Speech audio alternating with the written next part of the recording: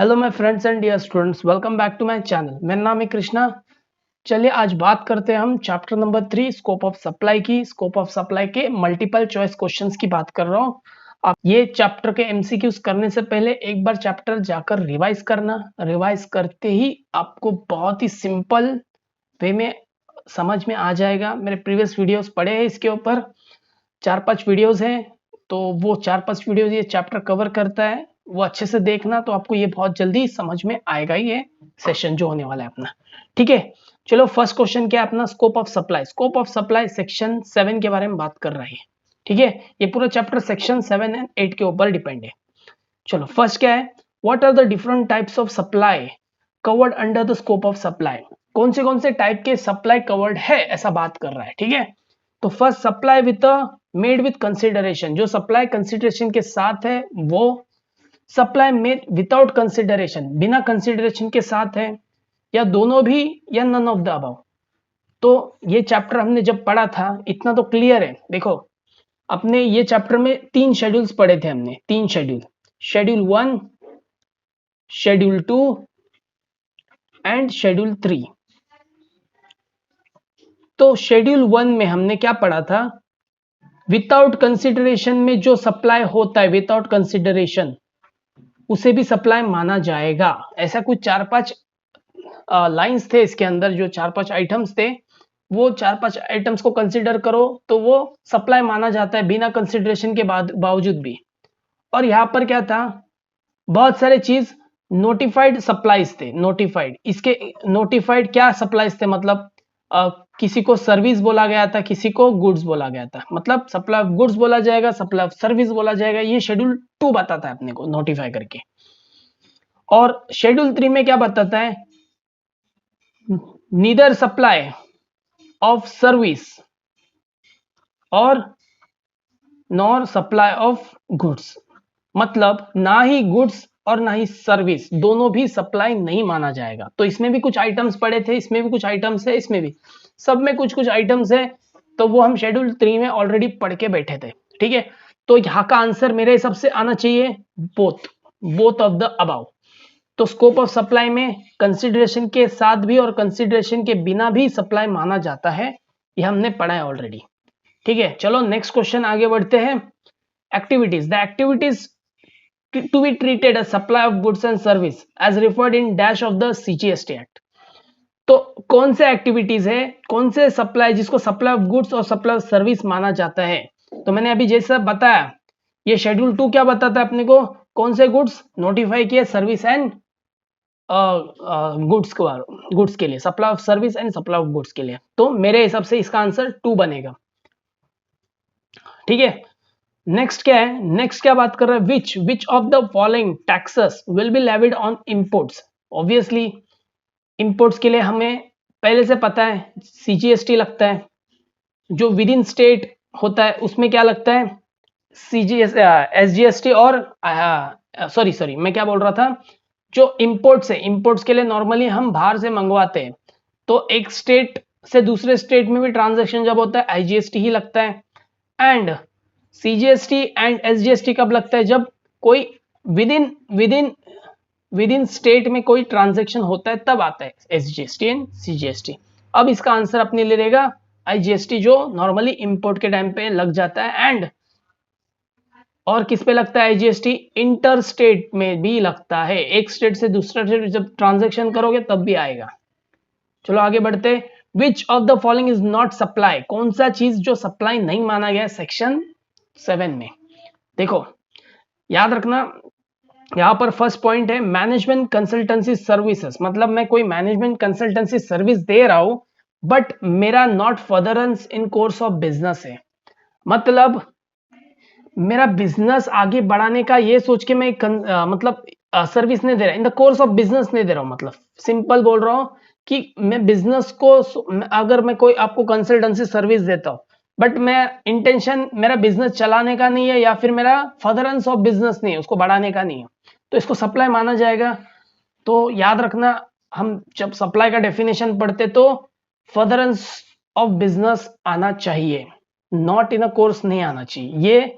ये मेरे लिए आंसर होना चाहिए। आगे पढ़ते एक बार import of service for consideration not in a course of, देखो याद रखना वेरी इंपॉर्टेंट, जब इंपोर्ट होता है ना, इंपोर्ट, तो इंपोर्ट भले वो पर्सनल नेचर का इंपोर्ट हो या फिर वो बिजनेस पर्पस के लिए इंपोर्ट हो। जैसे कि मैंने कोई सर्विस मंगाया बाहर से, सर्विस सर्विस कोई भी टेक्निकल सर्विस मंगाया बाहर से, ठीक है, वो सर्विस भले मेरा पर्सनल वर्क के लिए हो, जैसा मैं घर पे मेरा कोई मशीन खराब हो गया या मेरा कोई एसी खराब हो गया, मैंने बाहर से कोई सर्विस, कोई भी हो सकता है, बड़ा मशीन समझो, जो टेक्निकल नॉलेज चाहिए उसके लिए, टेक्निकल पर्सन चाहिए, तो मैंने बाहर से इंपोर्ट किया वो सर्विस को पर्सनल पर्पस के लिए, तो वैसे सर्विसेज को भी सप्लाई माना जाएगा, याद रखना।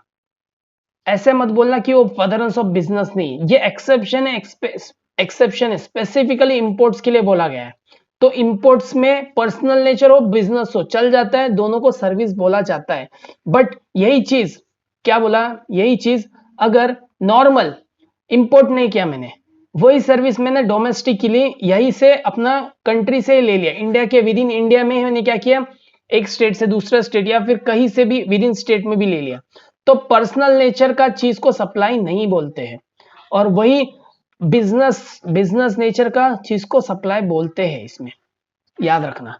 तो इसीलिए ये बोल रहा है मैनेजमेंट कंसल्टेंसी सर्विस था, ये मैनेजमेंट कंसल्टेंसी सर्विस, अगर ये बिजनेस के लिए होता तो मैं इसको सप्लाई मानता, बट ये पर्सनल नेचर के लिए, क्योंकि कैसे पता चला पर्सनल नेचर के लिए, क्योंकि ये कोई इन द कोर्स ऑफ बिजनेस नहीं है एंड फर्दरेंस ऑफ बिजनेस भी नहीं है, इसलिए इसको पर्सनल माना गया, इसीलिए हम इसको चॉइस किए। ये सप्लाई नहीं माना जाता है as per the definition of 7, not a supply, तो ये मेरा आंसर बना, ठीक है। ये इंपोर्ट था इसलिए, अगर ये इंपोर्ट नहीं होता, इंपोर्ट के अलावा कोई दूसरा होता, तो इसको भी अपन सप्लाई मान ले, सॉरी नहीं मानते, बट ये मानना पड़ेगा कि इंपोर्ट में personal as well as business सब चल जाता है, ठीक है। तो बी सी ऊपर नीचे नन ऑफ द अबव वो तो नहीं है, चलो आगे next. Fifth, specify the activities to be treated as a supply even if made without consideration, बोलता है ऐसे कौन से एक्टिविटीज है जो विदाउट कंसिडरेशन में चल जाता है बट उसको सप्लाई भी बोला जाएगा, मतलब सप्लाई विदाउट कंसिडरेशन ऐसा कौन सा है और कहां पर लिखा है, ये इंपॉर्टेंट यहां पर क्वेश्चन है।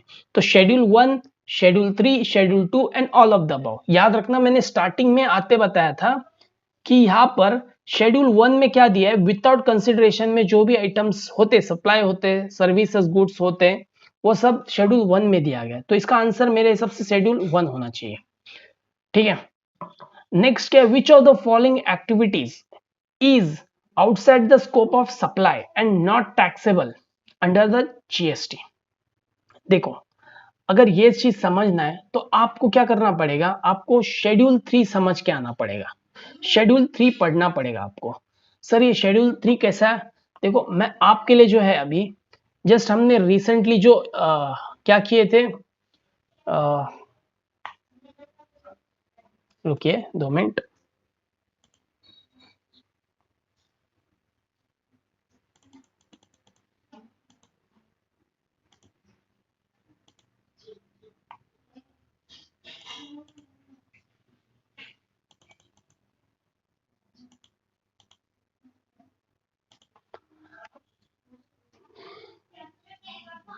तो जैसे हमने रिसेंटली जो चैप्टर्स देखे थे, जैसा चैप्टर नंबर 3, ठीक है, ये चैप्टर नंबर 3 है, तो यहाँ पर देखो शेड्यूल 1, ये देखो ये मेरा वही है, पूरा बुक है यहाँ पर, ठीक है, शेड्यूल 1 है ये। शेड्यूल 1 में कुछ 4 ट्रांजैक्शंस दिख रहे हैं आपको यहाँ पर, ये हमने ऑलरेडी किया था पहले के लेक्चर्स में है, ये सब 4 ट्रांजैक्शंस है।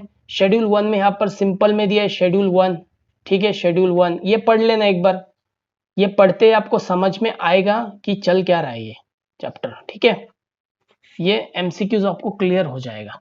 फिर आगे बढ़ते हैं हम लोग, आगे में क्या लिखा था हमने, ये सब हुआ चीजें अपना ऑलरेडी वीडियोस है इसके ऊपर, देख लेना। शेड्यूल 2 आ गया यहाँ पर, शेड्यूल 2, ठीक है, तो ये शेड्यूल 2 है। शेड्यूल 2 में बहुत सारे चीजें हैं, उसको पढ़ना पड़ेगा आपको, एक बार पढ़ते देखो, ये ओवरव्यू जो चीज है, ओवरव्यू ये बेस्ट है, ये पढ़ लो तो आपको पूरा एमसीक्यू समझ जाएगा इसका ओवरव्यू। जो शेड्यूल 2 के नीचे ही ओवरव्यू है इसका, शेड्यूल 2 का ओवरव्यू, ये पढ़ लेना अच्छे से, ये पूरा लाइन ज्यादा नहीं, एक पेज का है छोटा सा, वो समझ के लेना तो आपको समझ में आएगा क्या सप्लाई ऑफ गुड्स एंड क्या सप्लाई ऑफ सर्विसेज है। ठीक है, आगे बढ़ते, आगे क्या है, शेड्यूल नंबर 3। शेड्यूल नंबर 3 देखो, शेड्यूल नंबर 3 यहाँ पर है, ओवरव्यू है इसका अलग से शॉर्ट में, नहीं है इसका कोई ओवरव्यू क्योंकि वो बहुत छोटा सा है। ठीक है, देखो ये शेड्यूल नंबर 3 है। तो शेड्यूल नंबर 3 क्या बोलता है, एक्टिविटीज और transaction with which shall be treated neither supply of goods और नॉर सप्लाई ऑफ सर्विस। तो गुड्स भी नहीं माना जाएगा उसको, सप्लाई ऑफ सर्विस भी नहीं माना जाएगा, ऐसा एक्टिविटीज है। तो अपने एमसीक्यूज में क्वेश्चन क्या है वो इंपॉर्टेंट है। यहां पर क्या दिया है कि विच of the following activities outside the scope of supply not taxable under GST. तो चलो हम एक बार इसको समझ के लेंगे। फर्स्ट क्या है, service provided by employee to employer in the course of employment. तो ये शेड्यूल 3 में क्लियरली इसको मना कर दिया है, ये सप्लाई ऑफ सर्विस नहीं माना जाएगा। सर्विस ऑफ फेनरल ये भी नहीं आएगा। Actionable claim other than lottery gambling ये भी सप्लाई नहीं माना जाएगा। तो आंसर मेरा बनता है all of the above. Sir ये कहां से मिला सर, देखो यहां पर क्लियरली शेड्यूल 3 में देखो, फर्स्ट पॉइंट था अपना एम्प्लॉयर और एम्प्लॉय के बारे में, सेकेंड जो था पॉइंट वो था ये देखो सर्विस फनरल का, और थर्ड जो था ये देखो actionable claim other than lottery. तो ये तीनों भी शेड्यूल 3 है, और जिसको सप्लाई ही नहीं माना जाता है, nor supply nor goods of supply और सर्विसेज, तो इस पे जीएसटी चार्ज नहीं होगा तीनों में। तो इससे तो पता चला आपको पहले पढ़ के आना पड़ेगा, फिर बाद में ही हम कर सकते हैं, अदरवाइज नहीं कर पाएंगे कभी। विच of the following activity supply of service, किसे बोला जाएगा सप्लाई ऑफ सर्विस। तो ये सप्लाई ऑफ सर्विस किसे बोला जाएगा, शेड्यूल 2 पढ़ो आपको समझ में आ जाएगा, वहां पर क्लियरली दिया है कि सप्लाई ऑफ सर्विस किसे बोला जाएगा, सप्लाई ऑफ गुड्स किसे बोला जाएगा। तो यहां पर बोलता है transfer of rights in goods undivided without transfer of titles. याद रखना, कोई भी चीज का जब टाइटल ही ट्रांसफर नहीं होता है तो वो गुड्स कभी बेचा नहीं जा सकता है। जैसा मैं अगर बोलता हूं कोई भी चीज का, देखो तुमने बाइक खरीदा है, तो जिस दिन बाइक खरीदा वो लोन पे खरीदा है समझो आपने, तो 3 साल का ईएमआई पे करना है आपको। ठीक है, 3 साल का ईएमआई पे करने के लिए आपको 3 इयर्स पूरा पे करना पड़ेगा, तब जाके बाइक का ओनरशिप जो है, ओनरशिप जो टाइटल है आपके नाम पर आ जाएगा। इसके बीच में अगर आप ईएमआई नहीं पे करते हो तो आपको क्या करना पड़ेगा, आपको क्या करना पड़ेगा, वो बाइक आपके नाम पे नहीं होगा तो ऑब्वियसली वो ईएमआई नहीं पे किया तो लेके चले जाएगा, राइट। तो याद रखना टाइटल जब तक आपके हाथ में नहीं आता, टाइटल मतलब ओनरशिप होता है, ठीक है, तो तब तक वो गुड्स बोले ही नहीं सकते उसको। कोई भी चीज अगर आप कोई शॉप पे जाते हो, कोई कपड़े खरीदते हो तो पैसे देते हो और पूरा उसका टाइटल बिल अपने नाम पर करके आते हो, तो फ्यूचर में उसका टाइटल मेरे पास है बोल सकते हैं, तो तब जाके गुड्स बनता है। बट सामने वाला शॉप वाले ने आपको बोला लो कपड़ा लेके जाओ, आप 50 रुपए दो, आज पूरा दिन यूज करो और शाम को वापस लाके दे दो मुझे फिर से। ये क्या हो गया, टाइटल अपने पास नहीं बट हम यूज कर रहे हैं, राइट मिला है अपने को गुड्स को यूज करने का। तो ऐसे टाइम पे इसको सप्लाई ऑफ सर्विस बोला जाएगा, नॉट गुड्स, समझे। तो ये क्या बन जाएगा अपना, सप्लाई ऑफ सर्विस बन जाएगी। सप्लाई ऑफ सर्विस पूछ रहे क्या है, तो यहाँ पर विदाउट ट्रांसफर ऑफ टाइटल मतलब आंसर ये होना चाहिए। नेक्स्ट क्या है, ट्रांसफर इन टाइटल। देखो ट्रांसफर हो गया टाइटल में तो गुड्स बन जाएगा। अपने को क्वेश्चन सर्विस के ऊपर है, गुड्स के ऊपर नहीं है। सर्विस देखना, ये तो गुड्स बन गया ट्रांसफर होने से। Transfer of title under agreement which stipulate property shall be at a future date, मतलब कोई भी ऐसा एग्रीमेंट बनाया है जिसमें अपना टाइटल ट्रांसफर होने वाला है, सामने वाले को जाने वाला है एक टाइम पे, तो वो भी क्या हो गया, गुड्स का नेचर बन जाता है उसका, वो सर्विस नहीं बन जाता है। ठीक है, and all of the above, ये तो कभी नहीं होगा। तो मेरे लिए ये जो आंसर होगा फर्स्ट वाला यही होगा, यही सर्विस माना जाएगा। आपको अगर यकीन नहीं होता है तो हमने ऑलरेडी पढ़ा हुआ है ये चीज, मैं बार बार नहीं दिखाऊंगा, ये चीज आपको सामने रख के देखना पड़ेगा। ठीक है, चलो एक बार देख लेते वो भी आपके सेटिस्फेक्शन के लिए। देखो ट्रांसफर, टाइटल ट्रांसफर होता है तो गुड्स बन जाता है। अब ये transfer of goods undivided without transfer of titles, देखो सर्विस, तो अपना क्वेश्चन यही पर है, सर्विस ही है अपना, और कुछ नहीं है। ठीक है, चलो नेक्स्ट क्या है, 8th point, supply includes import service for consideration. देखो मैंने अभी जस्ट बताया था, इंपोर्ट के केस में पर्सनल भी हो या फिर बिजनेस हो, कोई परवाह नहीं, हमें क्या करना पड़ता है, उसको सप्लाई माना जाता है। फर्स्ट क्या, only if it is course of, नहीं ओनली तो नहीं, only in the course of नहीं, ये भी नहीं, सिर्फ ओनली ओनली वर्ड यूज कर रहे हैं, सिर्फ बिजनेस के लिए, सिर्फ पर्सनल पर्पस के लिए। ये देखो नॉट इन फर्दर, मतलब ये पर्सनल बन गया, बट ये अपना आंसर क्या बनेगा, weather or not in a course of business, भले वो कोर्स ऑफ बिजनेस के लिए हो या ना हो, स्टिल उसे क्या माना जाएगा, सर्विस माना जाएगा इन केस ऑफ इंपोर्ट। ठीक है, तो आंसर अपना सी बनता है इसमें। नेक्स्ट क्या है, नेक्स्ट है 9th, dash specify the activities which are neither to be treated as supply of goods और नॉर सप्लाई ऑफ सर्विस। तो शेड्यूल 3 बात करता है ना, सप्लाई ऑफ सर्विस भी नहीं होगा और सप्लाई ऑफ गुड्स भी नहीं होगा, ये ऑलरेडी हमने डिस्कस कर लिया। आगे क्या है, एक्टिविटीज और transaction undertaken by the central government और अ स्टेट गवर्नमेंट और public local authority, public authorities engaged as a public authorities as may be notified by the government on a recommendation of a council shall be treated as, देखो इसका answer मैं बता, sorry ये क्या है, shall be treated supply of goods, supply of service, neither supply of goods neither supply of service, इधर supply, इधर विधर नहीं है, नाइदर है सीधा। देखो ये वर्ड्स जो है, ये वर्ड्स कहीं आपको शेड्यूल में नहीं मिलेगा, बट आगे कहीं पर भी पढ़ोगे, ये पूरा चैप्टर देखोगे कहीं तो आपको मिलेगा, क्योंकि मुझे याद है ये चीज। जब कोई रिकमेंडेशन देगा, रिकमेंडेशन कहां से मिलेगा अपने को, काउंसिल से मिलेगा, कि भाई स्टेट गवर्नमेंट या central government, state government, central government, ये कोई भी गवर्नमेंट या लोकल अथॉरिटी, ठीक है, ये कोई भी लोग जो भी सप्लाई कर रहे हैं, क्या कर रहे हैं, सर्विस करते होंगे या गुड्स करते होंगे, सप्लाई ऑफ सर्विस और गुड्स, तो इनका सप्लाई ऑफ सर्विस और गुड्स को any time neither supply nor supply of service, मतलब गुड्स या सप्लाई ऑफ सर्विस को नहीं बोलेगा। मतलब रिकमेंडेशन अगर दे दिया काउंसिल ने, भाई ये चीज सर्विस नहीं है, ये चीज गुड्स नहीं है, सप्लाई ऑफ गुड्स नहीं है, तो फिर वो वहीं पर माना जाएगा, वही चीज होगा। अगर मैं बोलता हूं ट्रेन वाली सर्विसेज, जो ट्रेन, रेलवे ट्रेन जो सर्विस दे रही, उसे सर्विस नहीं बोलेगा, ऐसा रिकमेंडेशन किसने दिया, काउंसिल ने, तो वो सर्विस नहीं है जीएसटी के लिए। ठीक है, तो यहां पर 10th वाला बनता है, इधर वाला कुछ नहीं, इधर इधर भी इधर कुछ नहीं होता है। ठीक है, आगे बात करते हैं, transfer of title shall be, देखो ट्रांसफर ऑफ टाइटल बोल दिया ना भाई, ट्रांसफर ऑफ टाइटल मतलब सप्लाई ऑफ गुड्स बन गया, अब भी हमने देखा था थोड़ी देर पहले। ठीक है, next, transfer in a right undivided share goods without transfer of title, अभी तो पढ़ा था सप्लाई ऑफ सर्विस, वही चीज रिपीट हुआ फिर से 2 बार। ठीक है, नेक्स्ट क्या है, transfer of title in a goods under the agreement which stipulate that the goods shall be future date full consideration agreed shall be, ये गुड्स बनता है अपना, क्योंकि अभी हमने पढ़ा था कोई भी एग्रीमेंट करता हूं मैं कि आगे जाके तेरे को ये गुड्स का टाइटल दे दूंगा, तो वो गुड्स ही माना जाएगा, उसमें कोई यूसेज के लिए नहीं दे रहा हूं मैं सामने वाले को, मतलब एग्रीमेंट ऑलरेडी कर दिया है कि मैं ये डेट पे तुम्हें ट्रांसफर करूंगा, तो वो गुड्स बन जाता है अपना। देखो नीचे क्या सोल्यूशन है पता नहीं, अभी देखना पड़ेगा मुझे, बट मेरे हिसाब से तो यही होना चाहिए। ठीक है, बाद में देखते, अगर मुझे कॉन्फिडेंट है इसके ऊपर, मैंने एक बार रीड भी किया था पूरा, और मैंने बिना देख के कोशिश भी की थी, और राइट भी निकला था बहुत कुछ, क्योंकि मैं प्रोविजंस पढ़ के बाद में आता हूँ इसके ऊपर। ठीक है, तो कहीं पर गलती होते हैं तो माफी, इंटेंशनली नहीं करता हूं मैं कोई, आप कमेंट में बता दे सकते हो वो चीज के बारे में मुझे। ठीक है, मैं अपडेट रहूंगा अपनी।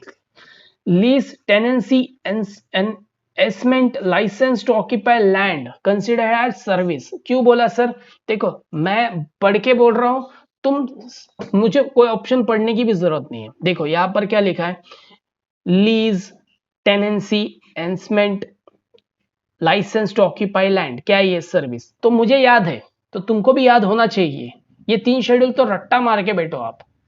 ठीक है, आगे lease, letting, building, commercial residential complex building whole, ये भी सप्लाई ऑफ सर्विस है। सर कैसे पता चला, मैं पढ़ के बैठा हूं, आपको भी पढ़ना पड़ेगा वो चीज, ऑप्शन नहीं आपके पास।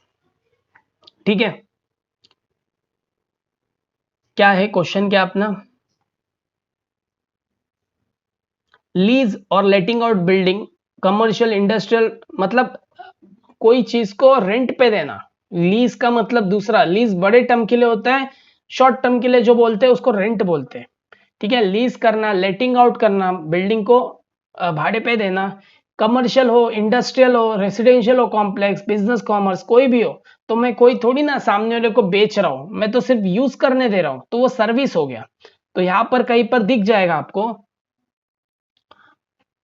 ऑब्वियसली देखो, any lease, letting of building, service बनाइए। और क्या बोल सकते हो, और कुछ है?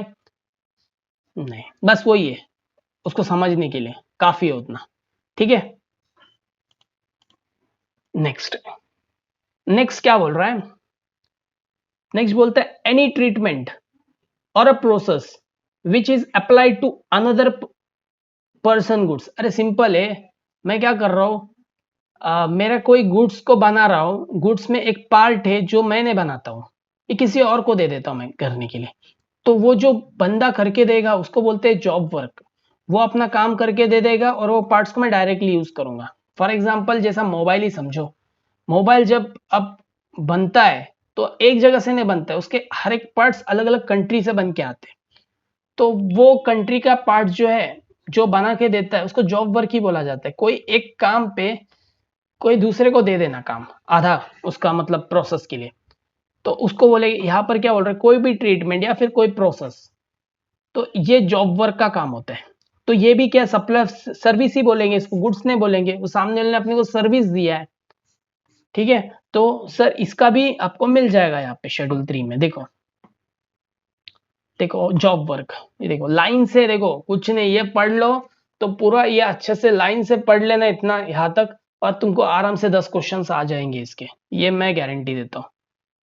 ठीक है, आगे क्या है, where the goods forming a part of an asset business transferred, ठीक है, by or under a direction of a person carried on a business so as no longer to form a part of a asset, whether or not consideration such disposal is dash by a person। तो service है या goods है, वो बात करना है आपने। Neither service neither goods, इधर इधर तो भूल ही जाओ, इधर कुछ नहीं है इधर उधर। ठीक है, ये तीनों में से एक देखना है। देखो ये तीनों में से जहां तक मुझे याद है, इसमें 6 आइटम मुझे याद है, तो ये भी नहीं होगा, ये शेड्यूल 3 का है आइटम, शेड्यूल 3 का आइटम होना चाहिए। अपन बात करें शेड्यूल 2 के बारे में।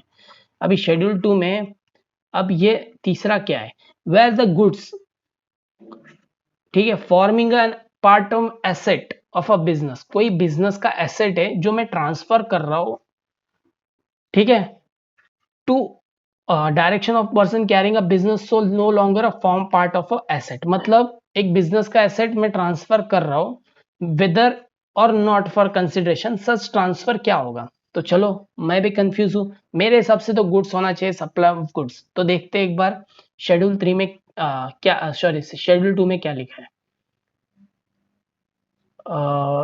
ठीक है, किधर है भाई, ओके यहाँ पर है, देखो ये पॉइंट बात कर रहा है वो, यहाँ पर ट्रांसफर ऑफ बिजनेस एसेट, कोई एसेट का बिजनेस ट्रांसफर करता हो, डिस्पोजल करता हो, forming a part of an assets of a business, तो गुड्स माना जाएगा।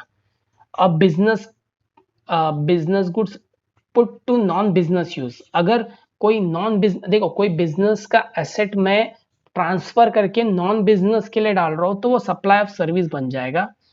अगर वही चीज मैं कोई दूसरा पार्ट ऑफ द बिजनेस के लिए डाल रहा हूँ, गुड्स बन जाएगा। और treatment of business goods when a person ceases to be taxable person, वो भी गुड्स बन जाएगा। मतलब 3 केस है, उसमें एक केस भी याद रखोगे तो बचा हुआ 2 केस आपको गुड्स समझ में आ जाएगा। तो इन दिस केस यहां पर कहीं पर भी ऐसा नहीं बोला है कि not for the business use, मतलब यहां पर तो क्लियरली है कि कहीं पर भी मुझे ऐसा नहीं दिख रहा है कि बिजनेस यूज के लिए नहीं है वो, मतलब not for the business use.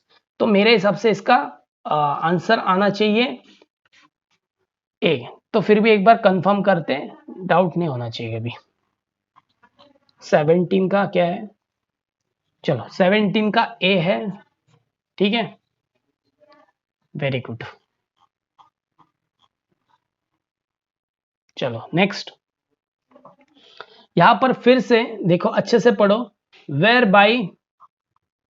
By under the whereby or under the direction of a person carrying on a business, goods held used for the purpose of business are put a private use।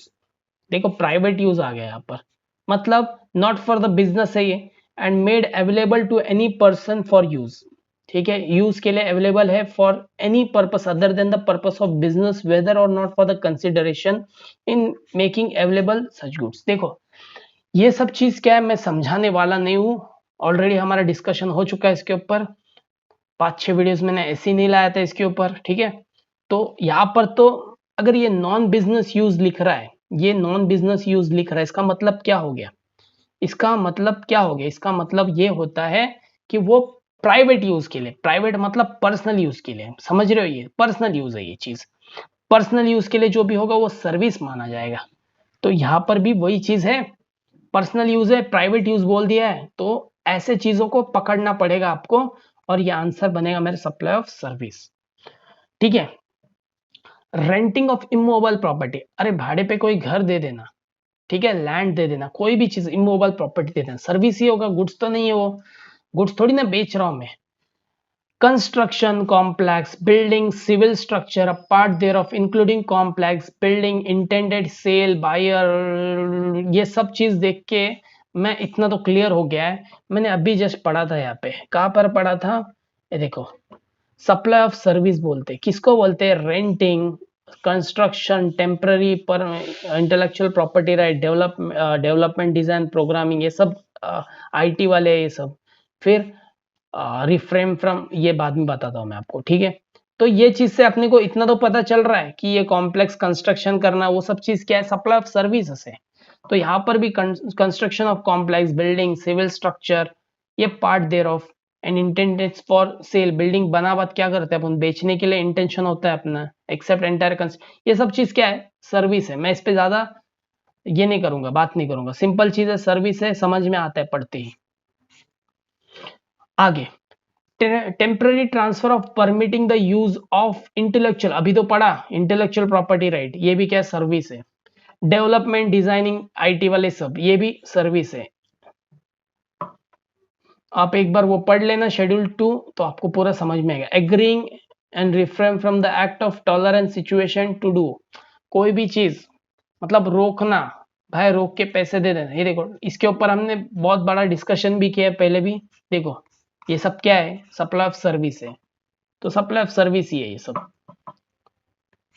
Very good, आगे क्या है, transfer of right to use any goods, देखो फिर से आ गया, right to use any goods for the purpose of cash deferred, ये valuable consideration. तो फिर से देख लो वही चीज यहां पर आया, देखो transfer of right to use, देखो सेम लाइन है, कुछ नया नहीं है भाई, कोई नया चीज नहीं बता रहा हूं मैं यहाँ पे, अपने को बस पढ़ाई करना है, खुद ब खुद आ जाएगा ये सब छोटे मोटे चीजें। उसके बाद क्या है, वर्क अंडर कॉन्ट्रैक्ट, ये वर्क कॉन्ट्रैक्ट है यार, वर्क कॉन्ट्रैक्ट ऑब्वियसली सर्विस में आता है। देखो यहाँ पर वर्क कॉन्ट्रैक्ट को उन्होंने डिफाइन किया है कैसा, मैंने नहीं किया। हाँ ये देखो कॉम्पोजिट सप्लाई में आता है ना, ये देखो सर्विस माना गया है उसको डायरेक्टली, तो उसके क्वेश्चंस भी सर्विसेज भी होंगे। आगे क्या दिया, आगे दिया supply bye way of or a part of service in other manner whatsoever goods being food article for human consumption any other article for human or a drink. अरे ये पढ़ते ही इतना तो मालूम पड़ रहा है, ये रेस्टोरेंट का कुछ बात कर रहा है, रेस्टोरेंट जैसा ही कुछ है ये। तो ये सब चीज के other than alcoholic liquor where the supply of service cash deferred, ठीक है, तो सेम चीज है, रेस्टोरेंट का बात चल रहा है। कंपोजिट सप्लाई जिसको बोलते हैं हम लोग, ये देखो restaurant service cash deferred payment supply of service है, तो ये भी क्या बनेगा अपना, सप्लाई ऑफ सर्विस बनेगा। देखो लाइन से दिया उन्होंने, ऐसा भी नहीं कोई ऊपर नीचे कर रहा है, अभी तक पीछे इसका हिस्ट्री देखो, लाइन से वही है, सप्लाई ऑफ सर्विस ही है, मतलब वो सामने वाला बताना चाहता है भाई पढ़ो अच्छे से तो तुमको समझेगा, अदरवाइज नहीं समझेगा कोई चीज। Supply of goods or unincorporated association body of a person to member deferred pay, देखो फिर से आया ये पॉइंट मैंने पढ़ा हुआ है, कहाँ पे पड़ा हुआ है? समझाऊंगा नहीं मैं, समझना पड़ेगा आपको। नहीं समझता है वीडियोस देखो जाके पीछे, ठीक है। तो यहाँ पर देखो अनइनकॉर्पोरेट, यही लाइन है, कोई नया नहीं है। तो इसका भी आंसर क्या बना अपना? सर्विस बना। तो पढ़ने की क्या जरूरत है, नीचे वो समझ में आ जाता है क्या सर्विस है क्या गुड्स है। चलो देखो, अगर मैं इसको शॉर्ट में समझाऊं तो मुझे कहाँ से, ओके, हाँ, फ्रॉम क्वेश्चन नंबर 11, रुको, फ्रॉम क्वेश्चन नंबर यहाँ पर नहीं लिखते, क्वेश्चन नंबर 11, हाँ, तो क्वेश्चन नंबर 11 से लेके 27 तक ये पूरा का पूरा शेड्यूल 2 के बारे में बात करते हैं। एक बार वो पढ़ो तो ये पूरा 10 के 12 के समझो, 15 सम से आपको समझ में आ जाएगा, ठीक है। नेक्स्ट देखते हैं 28, service by employee to employer in relation with employee. अभी तो जस्ट देखा था, ये क्या है, गुड्स भी नहीं है सर्विस भी नहीं। क्यों सर, ये कौन सा इसमें आता है? ये शेड्यूल 3 में आता है। शेड्यूल 3 में जो भी आता है उसको गुड्स भी नहीं बोलेंगे, सर्विस भी नहीं बोलेंगे। आगे ट्रिब्यूनल कोर्ट, ये भी क्या है, ट्रिब्यूनल कोर्ट का जो सर्विस है, ठीक है, ट्रिब्यूनल कोर्ट का जो सर्विस है अंडर बाय लॉ, ये भी क्या है, नाइदर गुड्स और सर्विस। अभी ये शेड्यूल 3 शुरू हुआ है शायद मेरे हिसाब से। देखो ये पॉइंट अच्छे से रोक लो, इसको पढ़ लो, वीडियो को पॉज करो, इसको पढ़ लो, स्क्रीनशॉट ले लो पढ़ के, उसके बाद में क्या करो, मेरे क्वेश्चंस पे आ जाओ, तो आपको जल्दी जल्दी समझ में आएगा। तो ये सब मुझे तो नहीं लग रहा है गुड्स एंड सर्विस आ जाता है ट्रिब्यूनल का। उसके बाद में कोई भी member of parliament, member of state legislature, member of panchayat, ये भी है लोकल अथॉरिटी, उन लोग को कोई भी सर्विस जो देते हैं गवर्नमेंट को, वो सब चीज को कंसिडर नहीं करते सप्लाई। तो थर्ड पॉइंट इसका भी, the duties perform by person hold post in person constitution. तो कॉन्स्टिट्यूशन में जो भी होल्ड करता है वो सब चीज सप्लाई ऑफ सर्विस नहीं माना जाता है, ठीक है, सप्लाई ऑफ सर्विस या गुड्स। ये तो फिर इसका भी आंसर यही बना। आगे क्या है, the duties perform by the chairperson or member or director body establish by central government, state government, local authorities, deemed employee. तो इनको डीम्ड एम्प्लॉय माना जाता है, और बट बिफोर द कमेंसमेंट, ये तो ये भी चीज क्या है इसके अंदर कवर है, शेड्यूल 3 में आ जाता है ये भी। तो इसको भी क्या बोलेंगे अपन, शेड्यूल 3 का ही कैटेगरी। तो इसको भी हम नहीं बोलेंगे, neither supply neither nor service, ठीक है। तो अभी ये पढ़ा था फिनरल, याद है, फनरल, प्यूरल, क्रिमेटोरियम, मॉर्चरी, ये सब चीज भी क्या है, जब कोई डेथ होता है किसी का तो ये सब सर्विसेज आते हैं बीच में, तो ये सर्विस भी सप्लाई ऑफ गुड्स भी नहीं माना जाएगा, सर्विस भी नहीं माना जाएगा। नेक्स्ट क्या है, ऑक्शनेबल claim other than lottery, gambling, अभी तो पढ़ा था यार ऊपर, कोई तो क्वेश्चन में ऑलरेडी ये 3 कवर किए थे, तो ये भी क्या होता है, नहीं आता है। नेक्स्ट क्या है, gift not exceeding in the value of financial employer employee. देखो एक एक्सेप्शन है, ये आई थिंक किधर है दिखाता हूँ मैं आपको, मुझे तो याद है अमाउंट 50,000 है, इसमें इसमें नहीं होगा, ये कहाँ पर मिलेगा आपको, शेड्यूल 1 में मिलेगा, मुझे जहाँ तक याद है शेड्यूल 1 में था ये। तो बीच में देखो शेड्यूल 3 से शेड्यूल 1 में डाल दिया इन्होंने। तो कंफ्यूज मत होना, अच्छे से पढ़ाई करो तो तुमको कोई भी नहीं रोक सकता है आउट ऑफ लाने से। देखो यहाँ पर लिखा है, देखो शेड्यूल 1 में, ये शेड्यूल 1 में कोई भी सप्लाई करेगा रिलेटेड पार्टी, देखो एम्प्लॉय ने अगर दिया, एम्प्लॉयर ने एम्प्लॉय को गिफ्ट दिया, ठीक है, 50,000 से ऊपर जाएगा तो एक्सेप्शन है, 50,000 तक का लिमिट है। तो ये 50,000 तक का लिमिट इन्होंने दिखा दिया, यही आंसर है अपना, ठीक है। जोश में आके 10 लाख, सॉरी 1 लाख, 2 लाख, 2.5 लाख, जो मन में आता है मत करके आओ वहां पर, ठीक है। The dash shall be treated as supply even if made, देखो ये क्वेश्चन तो अपना शेड्यूल 1 का आता है, ठीक है। मेड विदाउट कंसिडरेशन, बिना कंसिडरेशन का कौन सा सप्लाई है, तो ये शेड्यूल कौन सा बना, सिंपल है सर, शेड्यूल 1 का ही है। तो वहां पर permanent transfer or disposal of assets where the input credit, okay,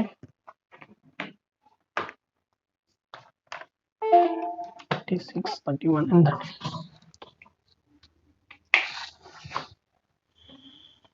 where the permanent transfer of disposal of business asset where the input credit has been availed on such asset, याद रखना ये very important है। जब भी input credit availed किया होता है आप कोई एसेट को ट्रांसफर करते वक्त, तो ऐसे टाइम पे उसको सप्लाई ट्रीट किया जाता है। ये देखो मैं आपको बता देता हूँ,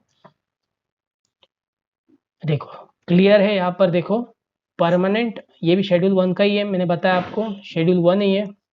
permanent transfer disposal of business asset supplier availed the input credit, clear बोला है, अवेल्ड किया है इनपुट क्रेडिट तो वही सप्लाई माना जाएगा। तो यहाँ पर भी अवेल्ड किया है इनपुट क्रेडिट तो सप्लाई माना जाएगा इसको। यहाँ पर नॉट बोला है, नॉट बोला तो ये वाला तो आंसर नहीं रहेगा अपना, both of the above none of the above नहीं, तो आंसर मेरा बना फर्स्ट वन ए वाला। ठीक है, ये मेरे लिए आंसर बनेगा। नेक्स्ट क्या है, the dash shall be treated as supply even if made without consideration. चलो फिर से शेड्यूल 1 पर लेकर गया वो, शेड्यूल 1 पर, शेड्यूल 1 पर क्या बोलता है, प्रिंसिपल और एजेंट के बीच में कोई भी ट्रांजैक्शन होता है, रिसीव और देना लेना जो भी होता है वो सब चीज विदाउट कंसिडरेशन भी होगा तो भी उसको सप्लाई माना जाएगा। ये कहाँ पर लिखा है, ये शेड्यूल 1 में क्लियरली लिखा है। यहाँ पर देखो आपको बता देता हूँ क्या है, supply of goods between principal and agent. ठीक है, ऐसे केस में ये शेड्यूल 1 में कवर होता है, और शेड्यूल 1 क्या बोलता है अपने को, विदाउट कंसिडरेशन में जो होगा वो सप्लाई माना जाएगा। तो यहाँ पर मैं बोथ ऑफ द अबव बोलूंगा, क्योंकि supply of goods by a principal to his agent where agent undertaken to supply such goods on behalf of supply principal, or agent where the agent undertake the receive such goods, मतलब एक जगह goods को supply करने की बात करता है, एक जगह रिसीव करने की। तो एजेंट एंड प्रिंसिपल के बीच में कोई भी लेन देन हो, ट्रांजैक्शन हो विदाउट कंसिडरेशन, वो सप्लाई माना जाएगा, इसलिए इसको बोथ ऑफ द अबव मैंने बता दिया। चलो आगे बढ़ते हैं, आगे बोलते हैं 38, the dash shall be treated as a supply even made without consideration. फिर से वही चीज है, पर यहाँ पर ध्यान देना, ये तो 2 पॉइंट्स अपना वही है, सेम छापा हुआ जो लास्ट में लास्ट क्वेश्चन देखा हमने। ठीक है, ये तो दोनों सप्लाई माना जाएगा, विदाउट कंसिडरेशन वाला और शेड्यूल 1 वाला। नेक्स्ट क्या है, permanent transfer disposal of input tax credit availed. अभी ये भी तो है, मतलब पिछले वाला 36 प्लस 37 क्वेश्चन मिला कि ये 38 बना दिया उन्होंने। तो आंसर क्या बना इसमें, ये बना ऑल ऑफ द अबव। ठीक है, नेक्स्ट इंपोर्ट ऑफ सर्विस। जब इंपोर्ट बोला तो बोलने का भाई, taxable person related establishment outside India in the course of furtherance of business shall be treated as. फिर से पढ़ लेते एक बार, import of service by a taxable person from related person or from his other establishment outside India in the course of furtherance of business. तो याद रखना, जब इंपोर्ट ऑफ सर्विस बोला है ना, यहाँ पर सर्विस बोला है, ठीक है, तो मेरे हिसाब से अगर मैं इंपोर्ट करता हूँ सर्विस, तो पर्सनल नेचर का हो या बिजनेस नेचर का हो, मुझे कोई परवाह नहीं, मुझे सब वो सप्लाई माना जाएगा। तो इसमें होना चाहिए सप्लाई ऑफ सर्विस। ठीक है, नाम तो क्लियर है, आगे पढ़ते हैं। Not to be treated as supply, ये तो गलत है, सप्लाई ऑफ सर्विस तो मानूंगा मैं, तो ये गलत है, ये मेरे लिए नहीं चाहिए, ये रॉन्ग है मेरे लिए, ये नहीं आएगा। नेक्स्ट क्या है, be treated as a supply of service even made without consideration. और यस ना यार, भले वो कंसिडरेशन हो या ना हो उससे कोई परवाह नहीं है, ये क्या रहेगा, देखो मेरे हिसाब से तो ये होना चाहिए। अभी देखो ये भी बनता है, बट इधर और क्लियरिटी दे दिया उन्होंने, ज्यादा क्लियरिटी दे दिया, भले वो हो या ना हो। देखो ये कैसा पता चला मुझे सर, दिखाता हूं मैं। शेड्यूल 3 में यहां पर क्लियरली बोला है, देखो ठीक है। सबसे पहले तो शेड्यूल 3 किसके बारे में बात करता है, विदाउट कंसिडरेशन के बारे में। ठीक है, कंसिडरेशन ये पॉइंट कवर हो गया फर्स्ट। सेकंड इंपोर्ट है, सर्विस है, ये भी कवर हो गया। रिलेटेड पार्टी आ रहा है, ये भी कवर हो गया। सप्लाई मेड बिजनेस कोर्स में, तो बिजनेस कोर्स में भी है, देखो सब पॉइंट्स अपने पास आ रहे हैं। ये शेड्यूल 2 बोलता है, शेड्यूल 1 सॉरी, फिर बाद में विदाउट कंसिडरेशन और सप्लाई भी ट्रीट किया जाएगा। इंपोर्ट है, ये सर्विस है, एस्टैब्लिशमेंट आउटसाइड, तो ये सब चीज अपना ही है, वही पॉइंट है शेड्यूल 1 का, फोर्थ पॉइंट है ये, फोर्थ पॉइंट देख लेना। विच of the following is supply in possession of goods, in possession of goods transferred but the title of the same will be transferred in future date। याद रखना, future date में अपना hire purchase एक concept है, आप Google करके देख लेना, हायर परचेस शायद हमने जब लेक्चर चल रहा था तभी भी बात किया था हमने, ठीक है। तो हायर परचेस एक ऐसा चीज है जो अपना क्या होता है, फ्यूचर डेट पे क्या होता है, फ्यूचर डेट पे उसका टाइटल अपने पास आता है, ठीक है। तो ये चीज अपने लिए आंसर रहेगा फ्यूचर, क्योंकि रेंट अ कार, कार का रेंट करना वो अलग हो गया। हायर परचेस मतलब गुड्स को खरीदना होता है, बट वो डेट अपने पास नहीं आ जाता ऑन द स्पॉट। जैसा मैं बाइक लोन ही समझो, बाइक लोन, ठीक है। वो जिस दिन लोन पे हो जाएगा उस दिन अपने नाम पे आएगा, तब तक उसे रेंट नहीं बोल सकते, ठीक है। रेंट अ कार अलग हो जाता है, नॉर्मल सेल्स भी अलग हो जाता है। नन ऑफ द अबव भी, तो हायर परचेस का आंसर है। आगे क्या है, which of the following supply in which possession of a goods are transferred but the title of the goods is not transferred। Simple है, कौन सा चीज ऐसा है बोल रहा है कि जिसका पोजीशन ट्रांसफर हो जाता है। जैसा समझो मैं ओला, ओला कार, ओला या ऑटो, ऑटो जो चलाते हैं बहुत सारे लोग क्या करते हैं, रेंट पे लेते हैं उसको, पूरा दिन चलाते हैं और मालिक को जाके कुछ पैसे पे कर देते हैं और बचा हुआ अपने जेब में रखते हैं। तो ये रेंट बेसिस पे चलता है ऑटो। तो ये क्या है, कोई चीज को रेंट पे ले लेना, राइट है। मशीन रेंट पे ले लेना, ये यहाँ पर कार रेंट पे लिया है। हायर परचेस कॉन्सेप्ट अलग है, यहाँ पर बोला है गुड्स का पोजेशन ट्रांसफर हुआ है सिर्फ, बट टाइटल नहीं हुआ है। टाइटल तो अभी भी ओनर के पास ही है, ठीक है, अपने पास नहीं है। अपने पास सिर्फ गुड का पोजेशन है। जैसा रेंट पे घर ले लिया तुमने, तो ओनर को हम पे कर रहे हैं रेंट, और सामने वाला पोजेशन अभी अपने पास सिर्फ है, बट ओनरशिप किसी और के पास है, ठीक है। इसका आंसर रेंट अ कार बना, नॉर्मल सेल्स तो नहीं है। नेक्स्ट क्या है, supply, suppose X Y Z as a license to operate a particular business venture but he refrains, याद रखना refrains वर्ड किधर, तो operating such business venture after agreement with other business houses in a same line of business agreeing to receive a certain amount। refrain का मतलब एक चीज बोलता हूँ, समझो मेरा शॉप है, ठेला है, समझो वड़ा पाव बेचता हूँ मैं। तो वड़ा पाव का जो ठेला लगाया है मैंने, बहुत फेमस है। अगर सामने कोई कंपटीटर आ जाता है तो मैं उसको क्या बोलूँगा, भाई तू यहाँ पर बिजनेस मत कर, यहाँ से मेरा क्या हो जाएगा, कंपटीशन बढ़ जाएगा, जिससे मुझे लॉस होने का चांसेस ज़्यादा होता है। तो ऐसा केस में हम उसको क्या बोलेंगे, ले 2 लाख ले ले, बट मेरे एरिया में मत रख, कहीं और लेके जा बिजनेस, मतलब कहीं और जाके बिजनेस कर, बस मेरे सामने मत रहना, मेरे कस्टमर्स को मत खाना। तो इसको बोलते हैं refrain from operating such business. मैं उसको रोक रहा हूँ बिजनेस करने से। अब बिजनेस करने से रोक रहा हूँ तो सामने वाले ने अपने से क्या लिया, पैसा लिया, एग्रीमेंट करके लिया उससे मैंने कि भाई ऐसा कभी आएगा नहीं तू मेरे सामने। तो सामने वाले ने पैसा लिया, सर्टेन अमाउंट लेके चला गया। तो इसको सप्लाई ऑफ सर्विस मानोगे? हाँ, इसको सप्लाई ऑफ सर्विस मानना पड़ेगा तुमको, यस। क्योंकि ये चीज ऑलरेडी अपना शेड्यूल 3 में, सॉरी शेड्यूल 2 में दिया गया है। मैं बता देता हूँ, चलो।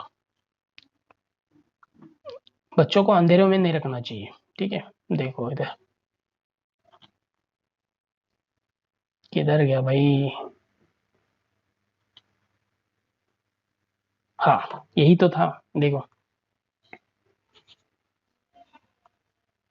यही देखो, दिख रहा है आपको, ये पॉइंट उसी का है, ठीक है। चलो आगे बढ़ते हैं। विच of the following is supply even made without consideration. अरे 10 बार वही चीज पूछ रहा है। देखो स्टॉक ट्रांसफर, ये कहीं देखो, ये कहीं मेरे को नहीं लग रहा है शेड्यूल में मिलेगा आपको, शेड्यूल में। बट इतना मुझे पता है, मैंने बहुत बार एग्जांपल्स भी दिया है, जब स्टॉक ट्रांसफर होता है, स्टॉक ट्रांसफर होता है, तो वो चीज क्या है, वो चीज हम क्या करते हैं, सप्लाई माना जाता है उसको, सप्लाई। तो फॉलोइंग इज सप्लाई, क्या है सप्लाई? स्टॉक ट्रांसफर सिंपल होता है, मेरा ब्रांच, एक ब्रांच है दूसरा ब्रांच में ट्रांसफर कर रहा हूँ, तो उसमें पैसे नहीं लगाता हूँ मैं, विदाउट कंसिडरेशन ट्रांसफर होता है। तो स्टॉक ट्रांसफर जो है वो सप्लाई माना जाता है, याद रखना ये है। फिर temporary application of business asset, non business, अरे अभी तो पढ़े थे वो सब, ये भी मेरा है। उसके बाद में free transfer of business asset, ये भी है। देखो ये सब चीज किधर मिलेगा, ये सब, ये दोनों चीज जो है, ये दोनों चीज, ये शेड्यूल 3 में क्लियर, शेड्यूल 2 में क्लियर मिल जाएगा आपको। सॉरी शेड्यूल 1, मैं गलत बोल रहा हूँ, 1 में मिल जाएगा, देख लेना। नेक्स्ट है कॉम्पोजिट और मिक्स सप्लाई। कॉम्पोजिट और मिक्स सप्लाई बहुत सिंपल कॉन्सेप्ट है, ठीक है। कॉम्पोजिट सप्लाई में क्या होता है, कॉम्पोजिट सप्लाई में समझो प्रिंसिपल प्रोडक्ट होता है और एक अदर प्रोडक्ट होता है जो नेचुरली बंडल्ड होता है, नेचुरली बंडल्ड होता है, नेचुरली बंडल्ड। मतलब ये बना प्रिंसिपल प्रोडक्ट, मोबाइल बना, मोबाइल के साथ क्या बना, चार्जर।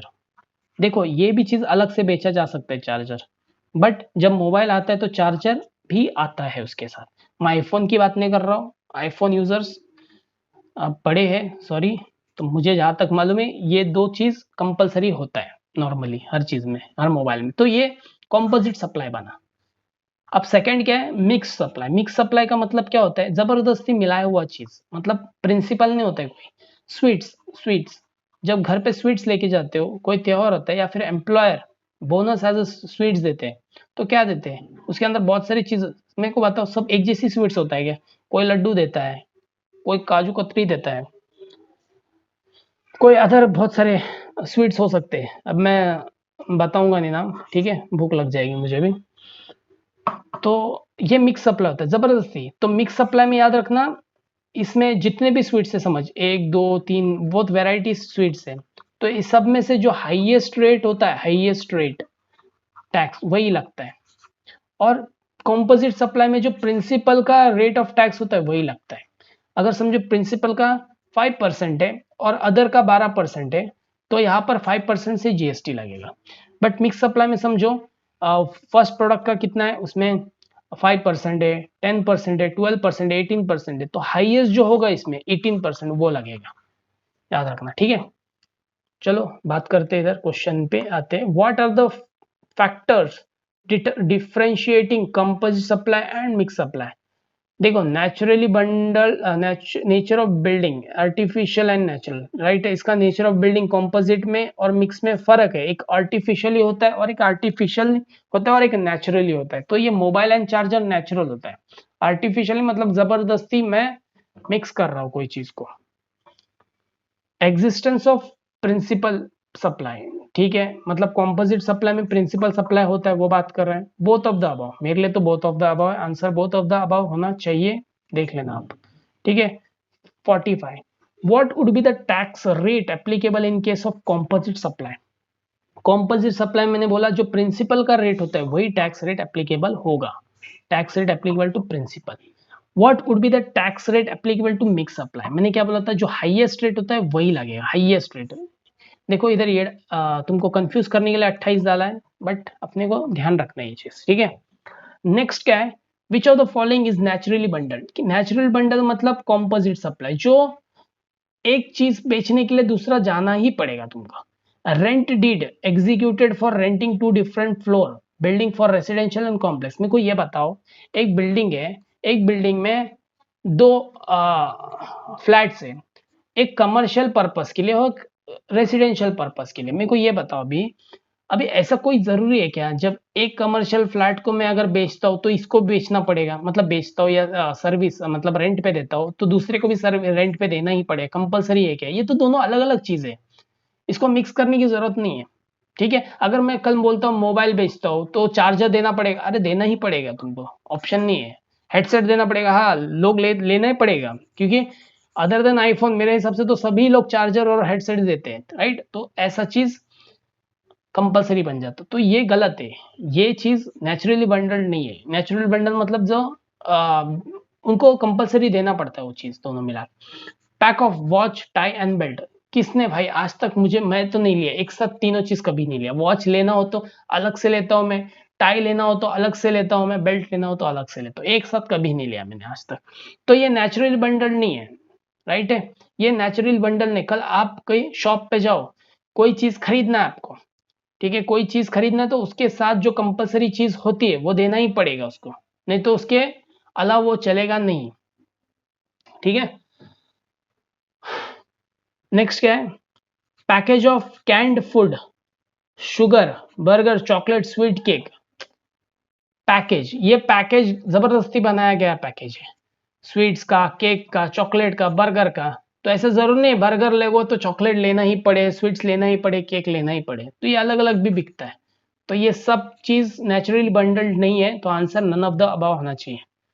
आगे क्या है, supply compromises of two or more supply, sorry, supply compromise two or more supply treated as supply of particular supply that attracts highest rate. चलो कुछ समझा नहीं समझा मालूम नहीं, बट इतना तो समझ गया ये हाईएस्ट रेट की बात कर। हाईएस्ट रेट किस पे आता है सर? मिक्स सप्लाई पे आता है, और किस पे नहीं आता है?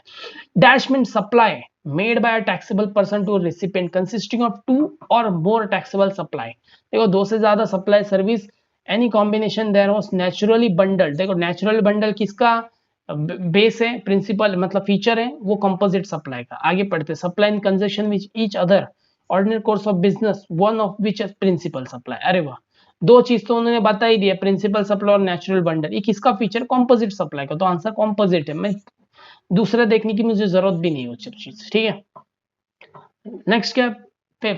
50 लास्ट है आज ये चैप्टर का। Means to or more individual supply goods and service any combination thereof made in conjunction with each other taxable single price with a supply of does not constitute a composite supply। जो composite supply नहीं है फिर भी क्या है? goods and services एक से ज्यादा बिक रहे हैं और जिसका सिंगल प्राइस लगा है, राइट है, सिंगल प्राइस लगा है। सिंगल प्राइस फीचर किसका है? ये है मिक्स सप्लाई का फीचर है, मिक्स सप्लाई। कॉम्पोजिट नहीं बोल रहे हैं, does not constitute composite supply. तो वो क्या बना? कॉम्पोजिट होगा या फिर क्या होगा? वो मिक्स्ड होगा, दोनों में से एक होगा। तो आंसर ए बना, मिक्स सप्लाई। तो ऐसा करके हमने ये चैप्टर का क्वेश्चन कवर किए। चलिए आगे नेक्स्ट चैप्टर के लिए बढ़ते हैं। कितना क्वेश्चन है नेक्स्ट चैप्टर में देख लेंगे। 20 क्वेश्चन है, बहुत शॉर्ट है, सिंपल है, तो वो भी अपन कवर कर लेंगे आज में। ठीक है, चलो आगे बढ़ते हैं। व्हाट आर द, देखो ये क्वेश्चन करने से पहले मैं क्लियर बोल रहा हूँ, पढ़ के आओ फिर बाद में आपको समझेगा। What are the taxes levied on the inter state supply. Inter बोला है, इंट्रा सॉरी इंट्रा बोला है। इंट्रा में कब आता है? कब आता है? विद इन सिटी आता है, विद इन स्टेट आता है। विद इन स्टेट का मतलब उस पर क्या क्या लगेगा? सीजीएसटी लगेगा, एसजीएसटी या फिर यूटीजीएसटी, यही होता है बस, और कुछ नहीं। इंट्रा बोला, इंट्रा में क्या आएगा? ये आएगा, ये भी आएगा, ये दोनों आएगा। ये वाला परफेक्ट लग रहा है आंसर, तो ये वाला लेंगे अपन। ठीक है, आईजीएसटी तो नहीं आएगा।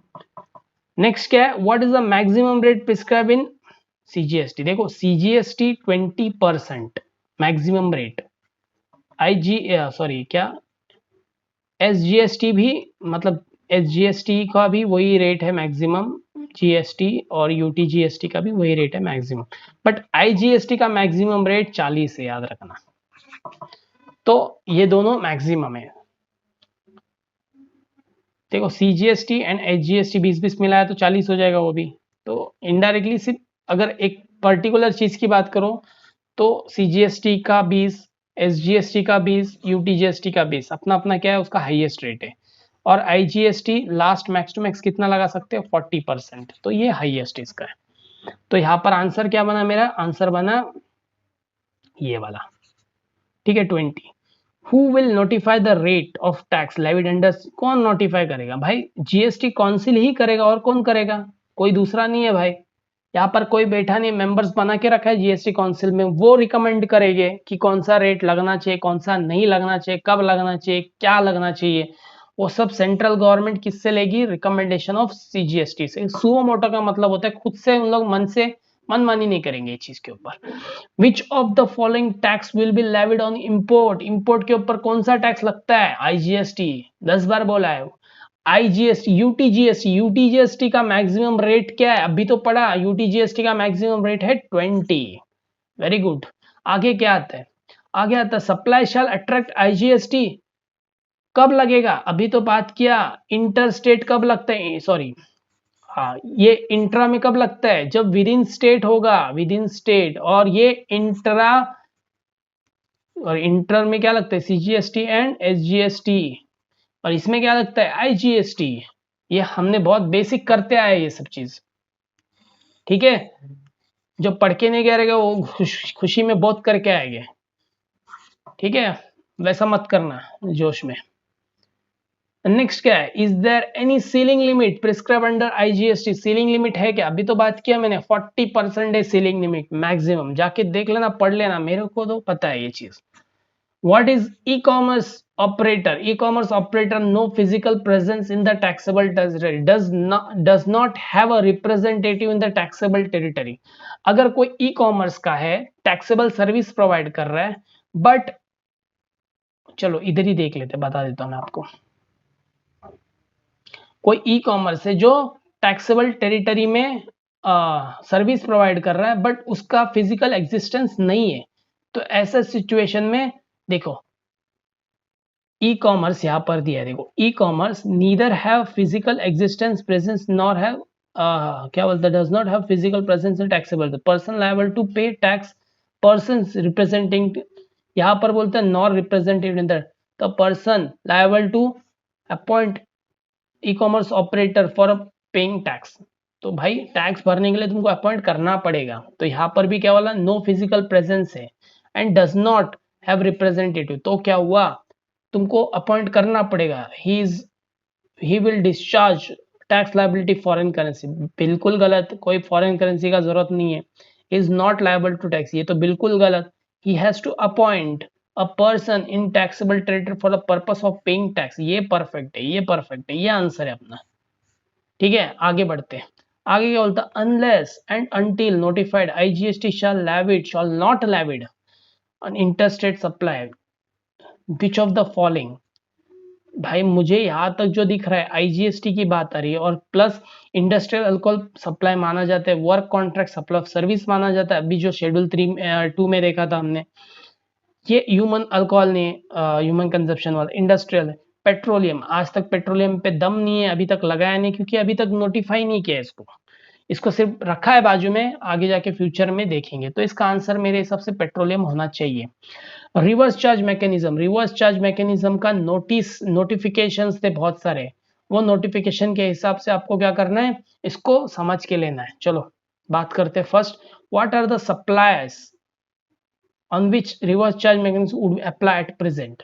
Notified categories of goods, service or both under section 39(3), inward supply of goods and service both from unregistered dealers, section 9(4), both of the above. Sir पढ़ता ही नहीं, इसको कैसा करने का, अभी इसके लिए पढ़ के आना पड़ता है भाई। ठीक है, तो रिवर्स चार्ज मैकेनिज्म यही था, यही चैप्टर है। देखो रिवर्स चार्ज मैकेनिज्म ये पूरा का पूरा आपको पढ़ने बोला था, एक बार रीड करने बोला था।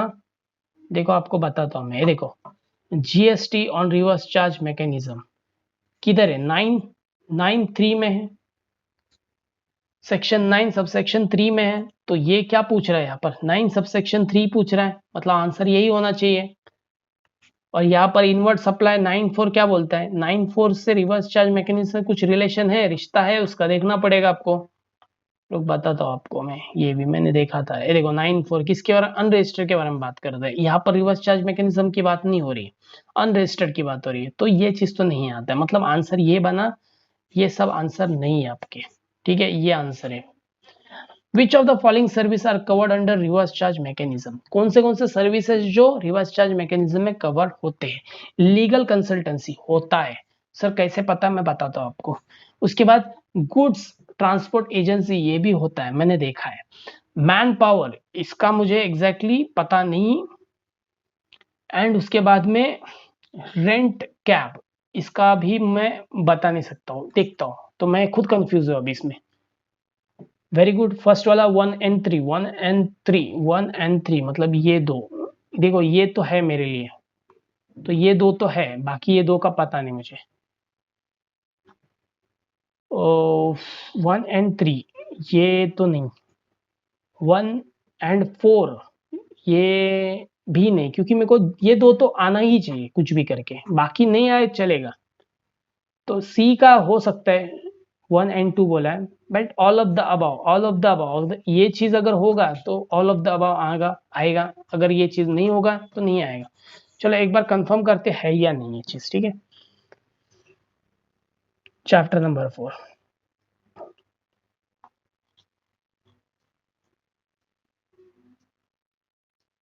देखो ये रिवर्स चार्ज मैकेनिज्म का नोटिफिकेशन है। देखो फर्स्ट गुड्स, ये आ गया फर्स्ट वाला पॉइंट। सेकंड क्या था, लीगल सर्विसेज था। ठीक है, ये देखो लीगल सर्विस, मुझे तो समझ दिख गया, legal service means service provided in relation consultancy, तो ये भी आ रहा है, सेकंड पॉइंट भी आता है, first point and second point. आगे मैन पावर था एंड रेंट कैब था, कोई rent cab man power, renting renting renting cab नहीं, इधर कोई cab cab cab cab cab cab cab cab cab, ठीक है, नहीं है नहीं है, व्हीकल का कुछ तो है इधर, बट ऐसा रेंटिंग ऑफ कैब करके कुछ दिख नहीं रहा है यहाँ पर कुछ, renting of bye way of renting motor vehicle and designated passenger, motor vehicle का भी काफी डेफिनेशन है, एक बार पढ़ लेना आप, तो मोटर व्हीकल भी आना चाहिए, बाकी यहाँ पर एज सच कुछ दिख नहीं रहा है, मतलब हम इतना तो कंफर्म हो गए कि ये तो नहीं है।